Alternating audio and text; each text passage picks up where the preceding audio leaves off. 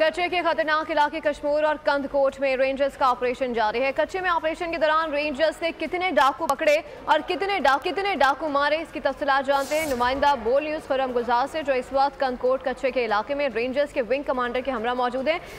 जी खुर्रम गुलजार, आगाह कीजिएगा। वक्त मैं मौजूद हूँ ज़िला कश्मीर के तहसील कंदकोट के उस मुकाम पे जो कि कच्चे का इलाका का तस्वर किया जाता है। एक बड़ा रकबा जो कि कच्चे का डाकुओं के ज़ेर असर रहा। हालिया दिनों में रेंजर्स की जानिब से शुरू होने वाले ऑपरेशन के बाद कितने ऑपरेशंस किए गए, कितने डाकू जो है वो मारे गए, कितने डाकुओं को गिरफ़्तार किया गया है। कंदकोट हेडक्वार्टर के विंग कमांडर जमील खान हमारे साथ मौजूद हैं। हम इनसे जानते हैं, सर कितने ऑपरेशन हो चुके हैं इन दिनों में और कितने डाकू पकड़े गए, मारे गए?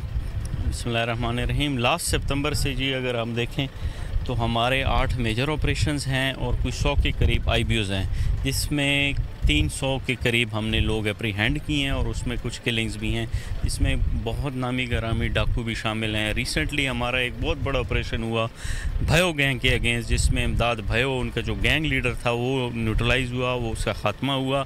अभी भी हम कच्चे के अंदर ऑलमोस्ट 8 किलोमीटर अंदर कच्चे के खड़े हैं। ये आपके सामने हालात हैं।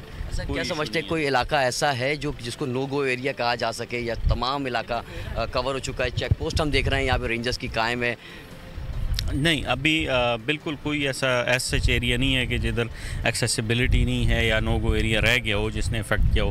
हाई रोड्स कुछ पैसेज में हैं और वो इंशाल्लाह with the passage of time वो भी क्लियर हो जाएंगे।